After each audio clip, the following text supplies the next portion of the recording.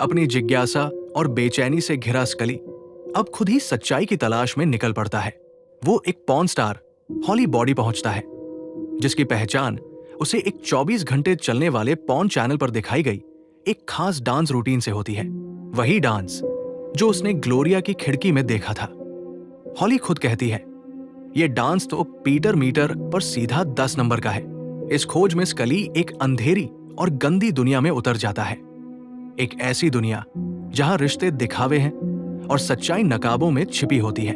वो खुद एक एडल्ट फिल्म में काम करने का नाटक करता है, बस हॉली से मिलने के लिए।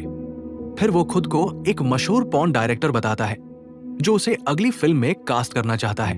एक दृश्य के दौरान वो एक दर्पण की तारीफ करता है जो गलती से दरवाजे के खुलने पर कैमरा और फिल्म क्रू को दिखा देता है, मगर स्कली इसे भी अपने डायरेक्शन का हिस्सा बताकर खुद की छवि बनाता है। धीरे धीरे हॉली उसके साथ सहज होती है और तब स्कली उसे अपने उस बैचलर हाउस में ले जाता है, वहीं जहां से ये सारा रहस्य शुरू हुआ था। वहां पहुंचकर स्कली झूठ छोड़ देता है। वो कहता है, मैं कोई पॉर्न डायरेक्टर नहीं हूं, मैं तुम्हें फिल्म में नहीं लेना चाहता, मैं बस जानना चाहता हूं वो खिड़की में जो महिला डांस करती थी, क्या वो तुम थी? इस खुलासे के बीच सैम का स्कली को फोन आता है। स्कली की आवाज सुनकर हॉली चौंक उठती है। वो पहचान लेती है कि यही आवाज उस आदमी की है जिसने उसे ग्लोरिया के घर की खिड़की पर कामुक डांस करने के लिए पैसे दिए थे। वो ये सुनते ही गुस्से में उबल पड़ती है, खुद को ठगा हुआ महसूस करती है। उसकी आंखों में आक्रोश और दिल में अपमान की आग जल रही होती है। वो झटके से उठती है, स्कली पर चिल्लाती है और उस घर से द स्टॉर्म की तरह बाहर निकल जाती है। रास्ते में वो लिफ्ट लेने के लिए हाथ बढ़ाती है और उसी समय एक कार उसके पास रुकती है। वही भारतीय आदमी अब एक शिकारी की तरह उसे लिफ्ट देता है और जब वो गाड़ी में बैठती है वो उसे टायर आयरन से जोर से मारकर बेहोश कर देता है। अब स्कली के लिए ये सिर्फ एक रहस्य नहीं रहा, ये एक दौड़ है समय से, एक संघर्ष किसी को बचाने का और शायद खुद को भी।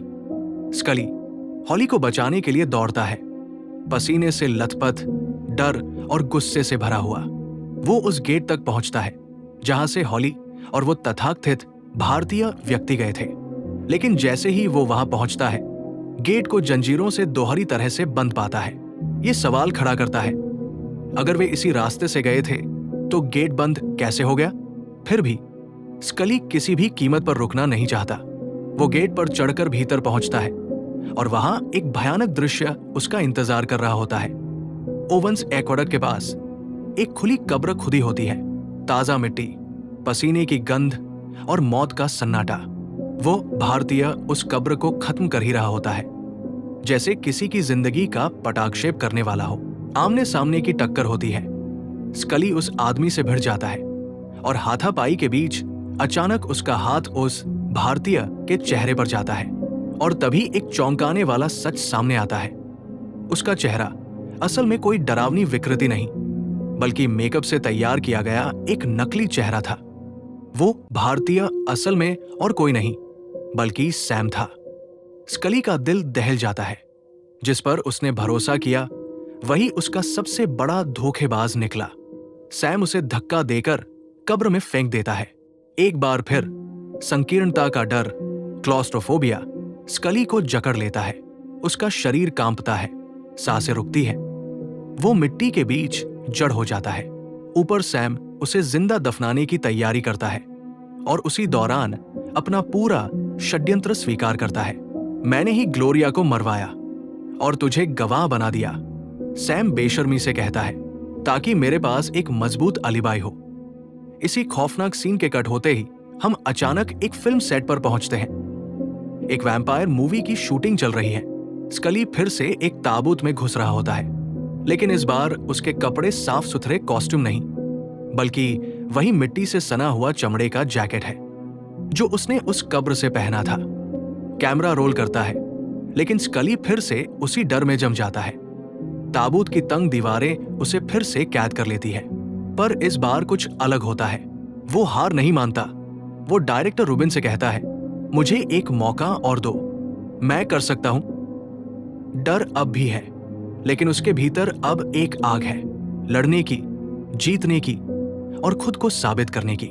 कहानी एक बार फिर उस भयावह कब्र के पास लौटती है, वही जगह जहां जमीन, धोखा और मौत एक साथ सांस ले रहे थे। स्कली अब मिट्टी में दबा हुआ है, लेकिन इस बार कुछ बदल चुका है।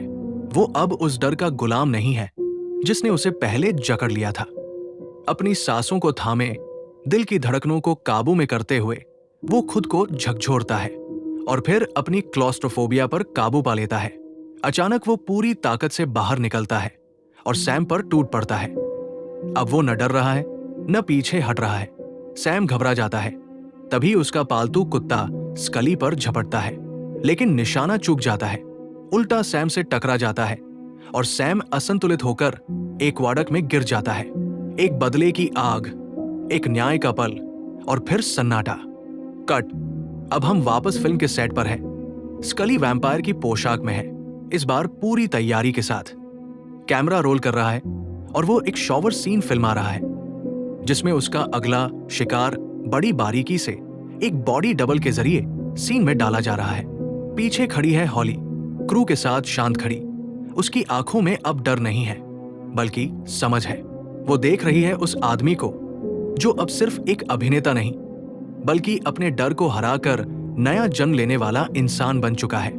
फिल्म वही खत्म होती है, लेकिन स्कली की कहानी अब शुरू होती है।